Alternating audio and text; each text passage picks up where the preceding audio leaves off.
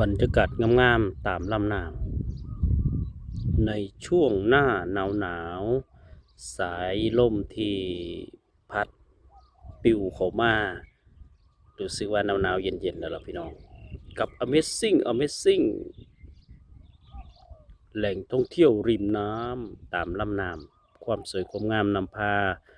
มาให้ได้รับชมรับเบิ่งกันเรือหน่อยลอยลำจอดอยู่ริมน้ำน้ำพร้อมห่านสะดุ้งกับสายน้ำที่ใสสีใสๆสีงามๆกับธรรมชาติข้างลำห้วยกันเด้อพี่น้องเด้อเบ้า Amazing สามารถแวะมาเที่ยวชมกันได้อีกหนึ่งแหล่งท่องเที่ยวของที่นี่ริมหนองน้ำทะเลบัวแดงทางอำเภอกุมภาวะปีจังหวัดอุดรธานีบางหม่องดอกบัวเริ่มบานบางหม่องยังบ่ทันได้บานอยู่พี่น้องสามารถแวะเข้ามาเที่ยวชมกันได้เด้อ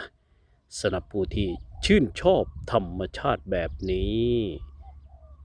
สวยๆงามๆตามริมน้ำสันแลพี่น้องเอ้ย